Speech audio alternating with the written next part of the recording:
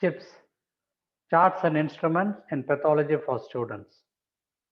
The couple of instruments or containers rather shown on the screen, I hope you are able to identify them. They are the Coplin jars. They can be kept as spotters or a few questions can be asked in the Viva. This jar is standing vertically and hence it is called a vertical Coplin jar. It is made up of glass and there is a well-fitting lid. And here I am able to see multiple lines or ridges on the inner side. There are 4 ridges and because of that there will be 5 compartments. 1, 2, 3, 4 and 5. It can be made up of glass or plastic. So in this case we are seeing a plastic Coplin jar and these are the ridges and side by side I am able to see the containers. And this is a well-fitting lid. 10 slides can be stained or processed simultaneously. That is the advantage of it. For example, the various uses are fixation in alcohol, fixation of the blood smears in formalin vapor. We'll be putting cotton with formalin and because of that all the smears can get fixed. Staining can be done with various stains such as Leishman stain, hematoxylin or eosin, only one at a time.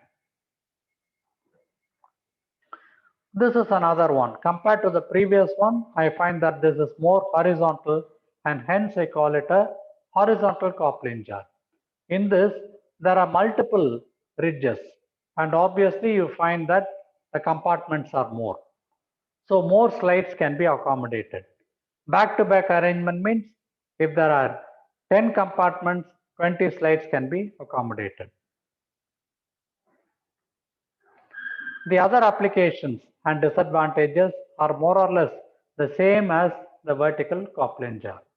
So this is the lid, this is the jar, these are the ridges. What is this back-to-back arrangement?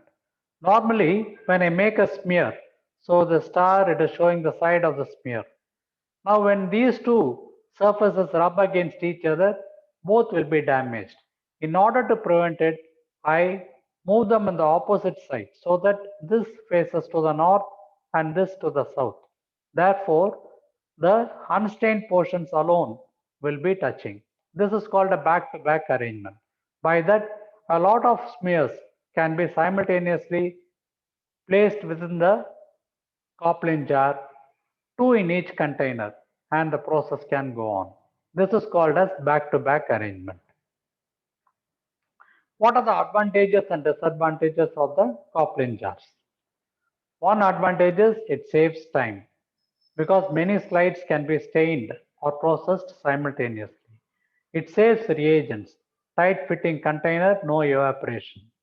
Saves man hours because many slides again can be processed simultaneously. And it prevents the smears from rubbing against each other because of the compartments. So these are the advantages of the Coplin jar. The disadvantage will be over a period of time, however careful we are, there will be evaporation of the reagents. Sometimes the staining material will get sedimented. Because of this, the reagents must be periodically replaced. So in this one, I am finding that a staining process is going on. Also, what can be a substitute? Today, there are other instruments which can be used. And in the picture is an automatic stainer where it will go on. Just program it and the staining process goes on. See you in Chip 8.